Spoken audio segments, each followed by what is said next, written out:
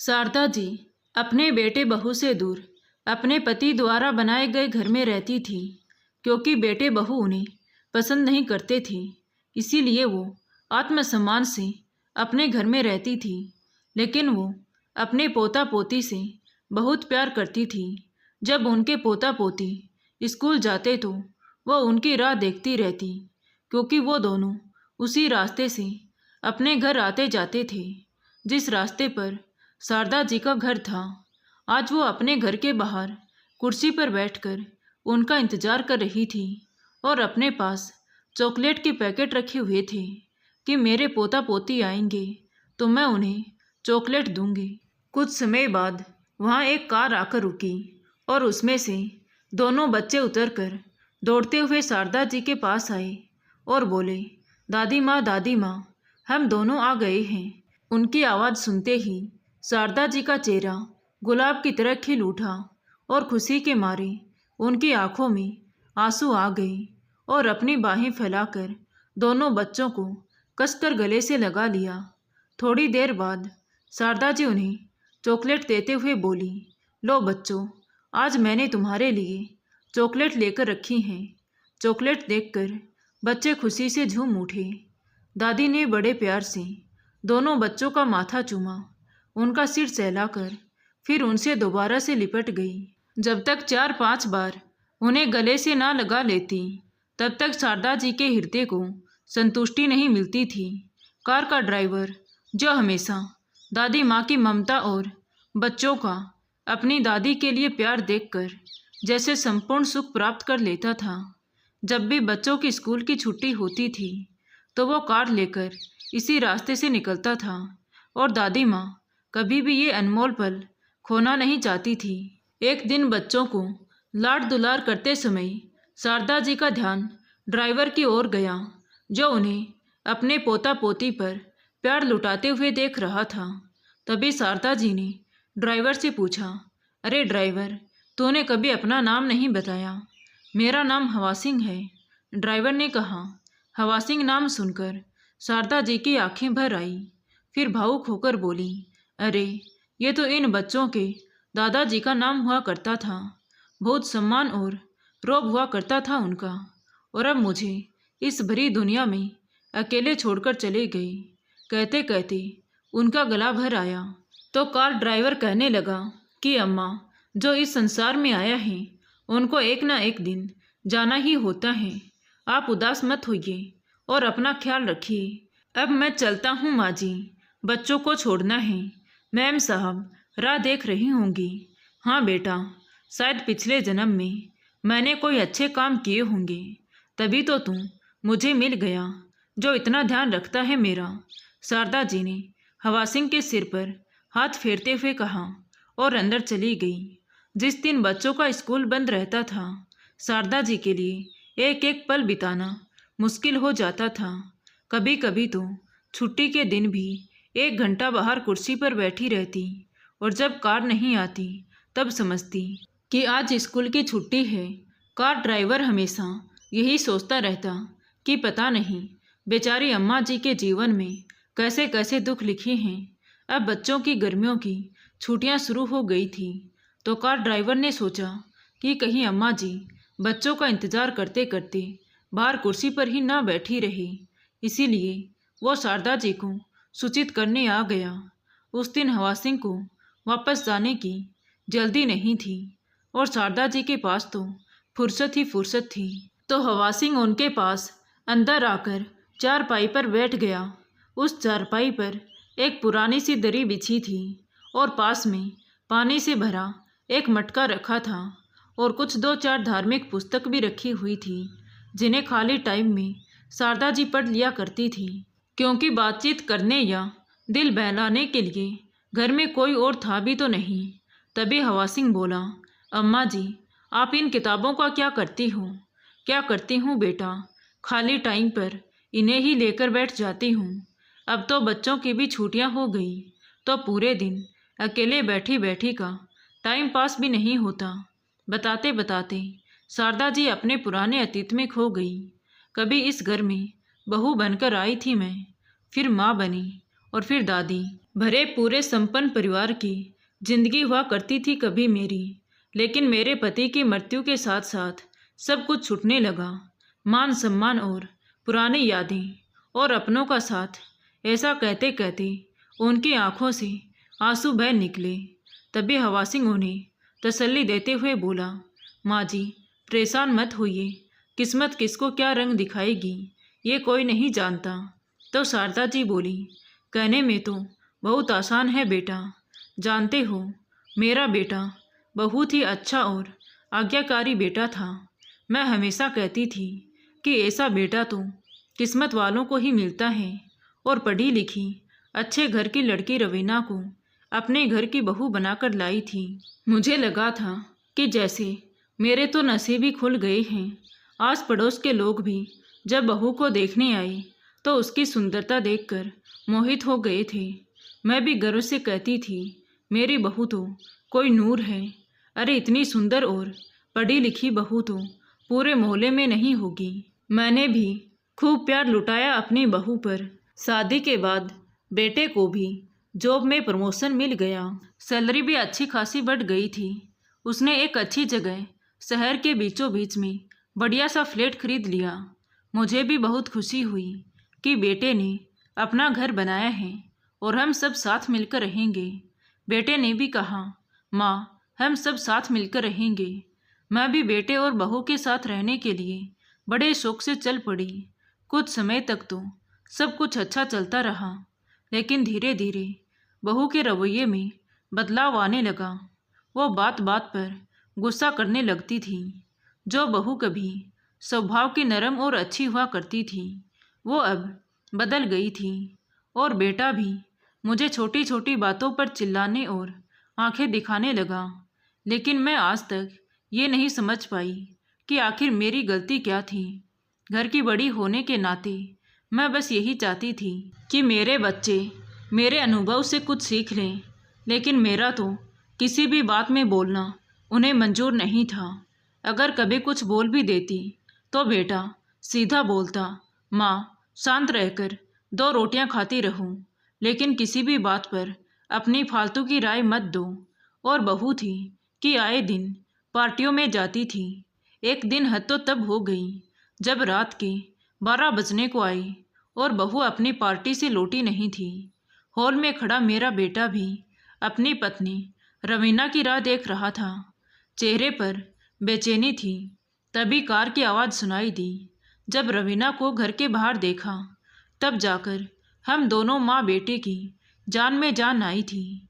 बहू जब घर के अंदर आई तो मुझसे रहा नहीं गया और मैंने बहू को टोकते हुए कहा, इतनी रात तक बाहर रहना अच्छी बात नहीं है बेटा। अच्छे घरों की लड़कियां देर रात तक बाहर नहीं घूमती। और तो और बहू के कपड़ों से भी बहुत ही अजीब बदबू आ रही थी। तब मैंने बहू को सिर्फ समझाते हुए कहा था, बेटा अच्छे घर की बहू को ये शोभा नहीं देता। और फिर जमाने का हाल तो तुम जानती ही हो। अगर आस पड़ोस में तुम्हें इतनी रात को किसी ने देख लिया तो लोग बातें बनाएंगे। मेरा इतना कहते ही रवीना ने हंगामा खड़ा कर दिया और मुझ पर चिल्लाते हुए बोली, बुढ़िया अभी भी पुराने ज़माने में ही जी रही हो। मैं आजकल की पढ़ी लिखी मॉडर्न लड़की हूँ। पार्टी करना, रात में घूमना ये आजकल का फैशन है, कोई गलत बात नहीं है। और न जाने क्या क्या अनाप शनाप बातें सुनाने लगी। और मेरा बेटा था जो कि खड़ा खड़ा उसका मुंह देख रहा था। और फिर वो नाराज होकर अपने कमरे में चली गई। उसके बाद मेरा अपना बेटा दिनेश भी उसे समझाने की बजाय मुझ पर ही बरस पड़ा। लेकिन मुझे ये समझ में नहीं आया कि मेरी गलती क्या है। बहू तो मेरे घर की इज्जत थी। मैं उसे इस तरह सड़क पर आने नहीं देना चाहती थी। आखिर नारी को अपनी सुरक्षा के बारे में खुद सोचना पड़ता है। उस रात दोनों ने खाना नहीं खाया। कई दिनों तक वे दोनों मेरे व्यवहार से उखड़े उखड़े रहे और मुझसे बात तक करनी बंद कर दी। दिनेश तो हमेशा बहू का ही पक्ष लेता था। कभी ये जानने की कोशिश नहीं करता कि आखिर गलती किसकी है। कभी ये नहीं सोचता कि क्या कोई माँ अपने बच्चों का बुरा चाहेगी। बेटा बहू के ऐसे व्यवहार से मैं परेशान हो चुकी थी, इसीलिए टाइम काटने के लिए घर पर रहकर मुरबा बनाने का काम करने लगी। मुरबा बनाकर पैसे भी कमा लेती थी, लेकिन बहू को वो भी मंजूर नहीं था। हमेशा चिल्लाती थी, माँ जी, पूरे घर को आपने कबाड़ खाना बना के रख दिया है। सारा दिन घर में आपकी वजह से कोई ना कोई मुंह उठाकर मुरबा लेने चला आता है। अरे ये घर है मेरा, कोई कबाड़ खाना नहीं। बंद कीजिए ये सब। बेटे बहू को मेरा ये काम करना भी पसंद नहीं था, तो बेटे ने मेरे मुरबा बनाने पर पूरी तरह से रोक लगा दी। तो मैं लोगों के घरों में जाकर मुरबा बनाने लगी। ये बात जब रवीना को पता चली तो इस बात पर भी वो भड़कने लगी और बोली, जब घर में मुरबा नहीं बनाने देते तब चुपके से लोगों के घरों में जाकर मुरबा बनाती हूँ। अब मुझे बाहर भी मुरबा बनाने नहीं देती थी। वक्त बीतता गया। बहू ने 2 जुड़वा बच्चों को जन्म दिया। बच्चों के जन्म के बाद दादी बन जाने पर मुझे बहुत खुशी हुई। मुझे जीने की एक आस चाहिए थी, लेकिन न जाने क्यों बहू अपने बच्चों को मेरे हाथ में देना ही नहीं चाहती थी। जब भी मैं उनको प्यार करना चाहती तो उसके चेहरे के भाव बिगड़ने लगते थे। जैसे जैसे मेरे दोनों पोता पोती बड़े हो रहे थे, उनका मुझसे लगाव बढ़ता ही जा रहा था। दोनों ही बच्चे मुझे बहुत प्यार करते थे। बस सारा दिन दादी माँ करते नहीं थकते थे, लेकिन बहू को ये भी मंजूर नहीं था। और एक दिन उसने घर में हंगामा खड़ा कर दिया और दिनेश से बोली, देखो जी, केवल तुम्हारी माँ की वजह से हमारे दोनों ही बच्चे बिगड़ते जा रहे हैं। मेरे आगे अब जुबान भी लड़ाने लगे हैं और पढ़ाई लिखाई की तरफ ध्यान तक नहीं देते। अपने साथ रखकर बच्चों को भी अपने जैसा ही बना दिया है तुम्हारी माँ ने। बहू की बातें सुनकर मेरा अपना बेटा ही गुस्से में आग बबूला होते हुए मुझ पर भड़कने लगा। आए दिन बहू भी बात बात पर मेरा अपमान करती रहती और मेरा बेटा खड़े खड़े अपनी माँ का अपमान देखता रहता था। फिर भी जैसे तैसे मन मार कर मैं उसके साथ रह रही थी। एक दिन जब मैं सीढ़ियों से फिसलकर गिर गई तो मेरी टांग में चोट लगने के कारण ढंग से चलना भी मुश्किल हो गया था। इसीलिए 2-4 दिन मैं घर से बाहर नहीं जा पाई। ये बात भी बहू को बर्दाश्त नहीं होती थी। एक दिन मैंने उसे फ़ोन पर अपनी सहेली से बात करते हुए सुना, यार अब क्या बताऊं, पूरा घर का काम अब मुझे ही करना पड़ता है, बच्चों को भी संभालना पड़ता है, और अब ऊपर से ये बुढ़िया भी मेरे सिर पर आकर बैठ गई है। ना काम की ना काज की, दुश्मन अनाज की। पूरा दिन आराम से घर में बैठी रहती है, मुफ्त की रोटियां तोड़ती है। इसे कौन सी मेहनत करनी पड़ती है, कमाना तो मेरे पति को पड़ता है। पहले कम से कम बाहर तो चली जाया करती थी, मैं भी चैन की सांस ले लेती थी। और अब घर में बैठे बैठे तो बच्चों के खाने पीने की चीज़ों पर बस नज़र ही मारती रहती है। इनका कोई दूसरा इंतजाम करना ही पड़ेगा। बहू के मुंह से ये सुनकर मैं हैरान थी कि मैं अपने प्यारे बच्चों के खाने को नज़र क्यों लगाऊंगी, और बहू दूसरा इंतजाम करने की बात कह रही थी। इस बात का क्या मतलब हो सकता है? हद तो तब हो गई जब एक दिन दिनेश ने मुझे वृद्ध आश्रम रहने का सुझाव दिया।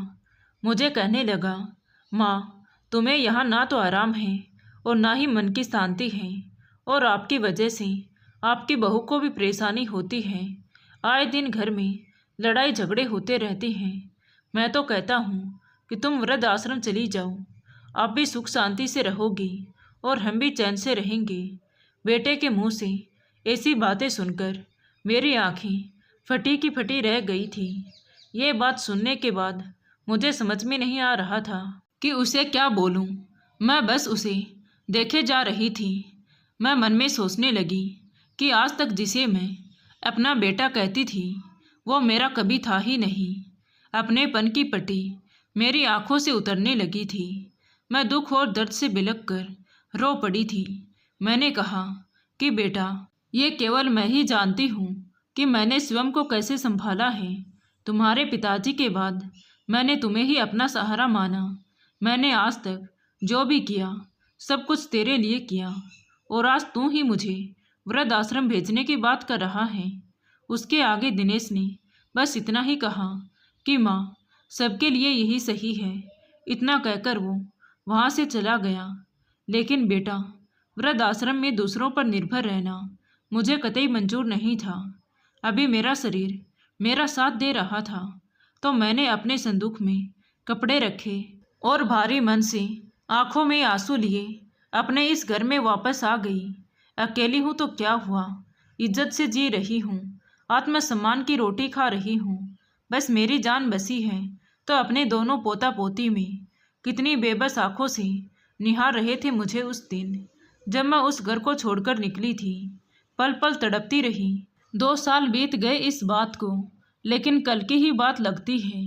बोलते बोलते शारदा जी का गला भर आया।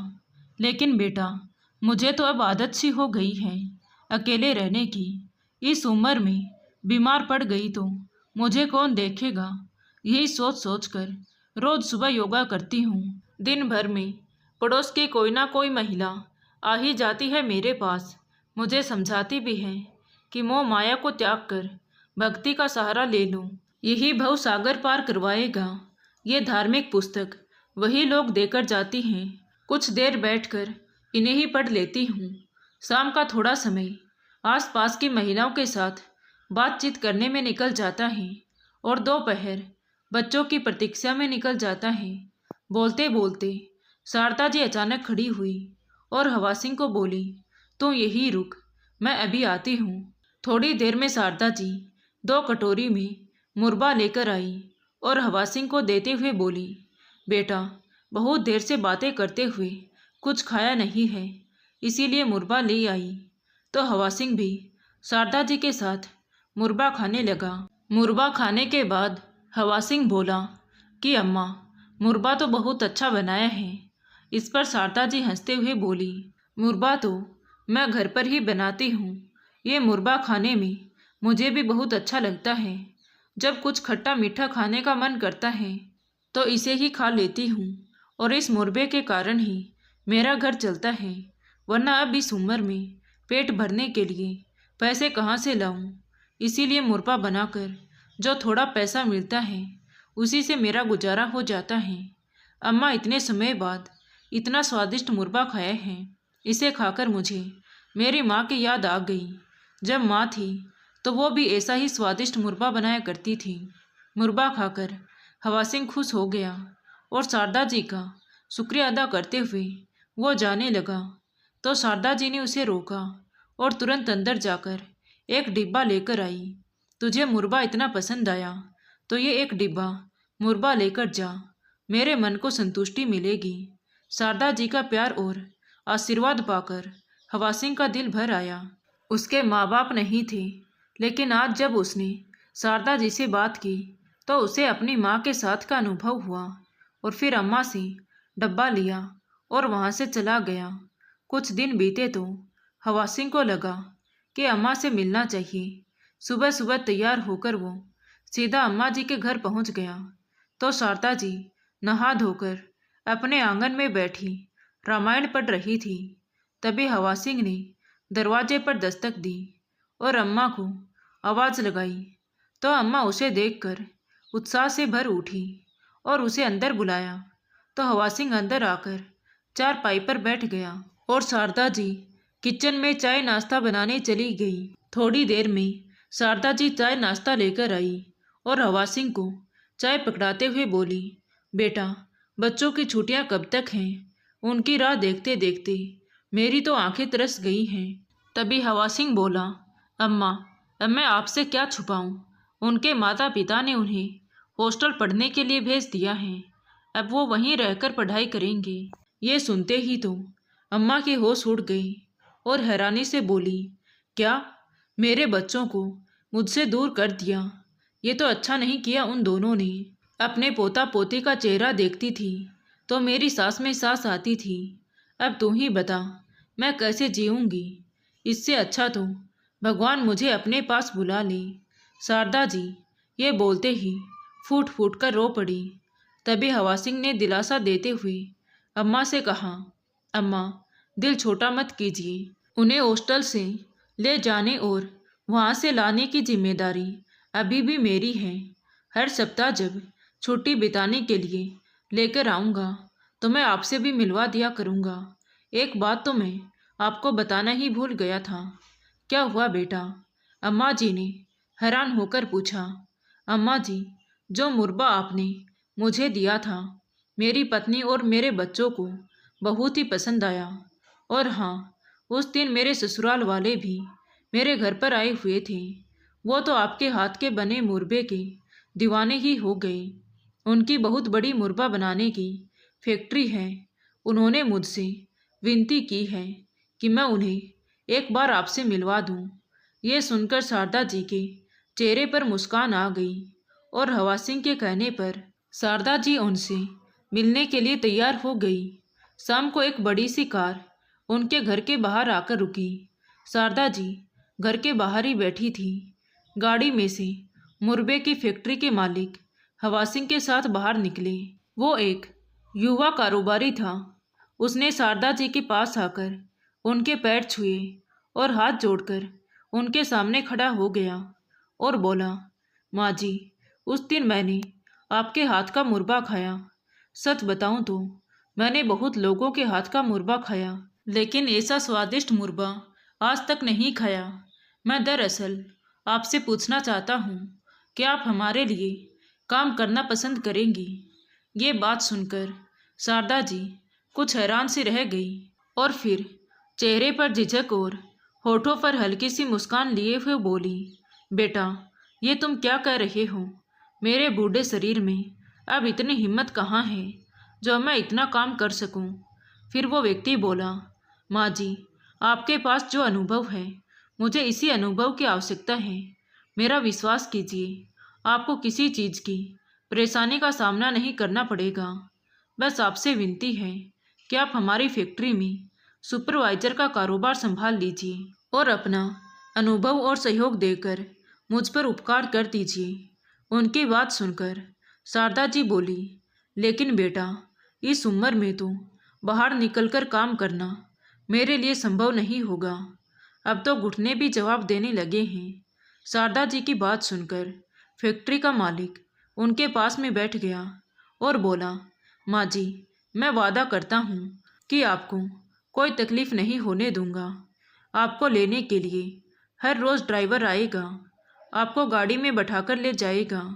आपको केवल अपने अनुभव के आधार पर मुर्गा बनाने वाले लोगों को निर्देश देने का काम करना है। उसकी बात सुनकर शारदा जी सोच में पड़ गई और सोचने लगी कि घर पर बैठे बैठे भी क्या कर रही हूँ। सारा दिन अकेले बैठे बैठे भी समय कटना मुश्किल हो जाता है।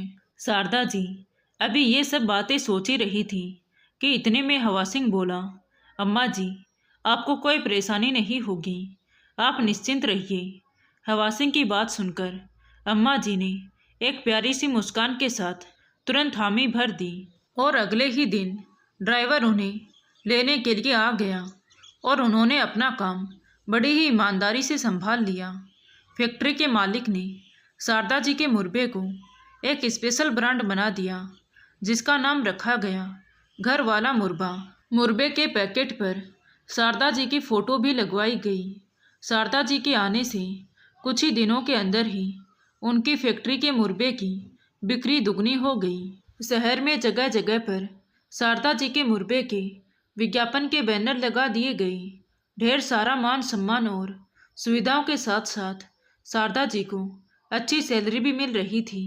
आत्मनिर्भर बनने के साथ साथ शारदा जी पहले से अधिक स्वस्थ रहने लगी थी। वहीं दूसरी ओर फैक्ट्री के वर्कर्स के साथ साथ हंसते बतियाते पूरा दिन कब निकल जाता उन्हें पता ही नहीं चलता था। एक दिन जब हवा सिंह बच्चों को छोड़ने के लिए उनके घर गया तो रवीना ने भी उनकी गाड़ी के पीछे बैनर लगा हुआ देखा, जिस पर उसकी माँ जी की फ़ोटो भी लगी हुई थी। ये देखकर वो चौंक गई और तुरंत हवा सिंह से इस बारे में पूछने लगी। तो हवा सिंह ने उन्हें शारदा जी की सफलता की कहानी बताई कि किस तरह उन्हें मुर्गे की फैक्ट्री में काम मिला और अब वो उस फैक्ट्री में कितने ऊंचे पद पर काम कर रही है। ये बातें सुनकर रवीना की हैरानी का कोई ठिकाना ही ना रहा। पीछे खड़ा दिनेश भी सारी बातें सुन रहा था। उसे देखकर रवीना बोली, सुना आपने? जिन्हें बेकार समझकर हम वर्धा आश्रम भेजने को तैयार थे, उस माजी ने अपने हुनर की वजह से कितनी जान पहचान हासिल कर ली है। उसकी बात सुनकर दिनेश बोला, अगर तुमने पहले ही माँ को मुर्बा बनाने से ना रोका होता तो आज जितना पैसा वो कमा रही है वो सब हमारा होता। लेकिन तुम्हें तो माँ की सेवा करनी भारी लग रही थी। तुम्हारी वजह से मुझे माँ को घर से निकालना पड़ा। अगर आज माँ हमारे पास होती तो वो सारे पैसे हमारे होते। दिनेश, मुझे क्या पता था माँ जी इतनी तरक्की कर लेगी। दोनों पति पत्नी एक दूसरे को दोषी ठहराने लगे। जैसे जैसे समय बीता तो एक दिन शारदा जी के पास रवीना का फ़ोन आया। इतने समय बाद अपनी बहू का फ़ोन देखकर शारदा जी को कुछ हैरानी सी हुई। उन्होंने फ़ोन उठाया। दूसरी तरफ से रवीना रोए जा रही थी। वो ये सुनकर दंग रह गई। उन्होंने घबराते हुए पूछा, रवीना बहू, क्या हुआ? तुम ऐसे रो क्यों रही हो? तो रवीना रोते हुए उन्हें बताने लगी, माँ जी, दिनेश का एक्सीडेंट हो गया है। उसे बहुत ज़्यादा चोटें आई हैं। हालत गंभीर होने के कारण उसे शहर के सबसे बड़े अस्पताल में भर्ती करवाया गया है। माँ जी, मुझे समझ में नहीं आ रहा कि मैं क्या करूँ। प्लीज़ माँ जी, आप हमारी मदद करो। अपने बेटे को बचा लो माँ जी।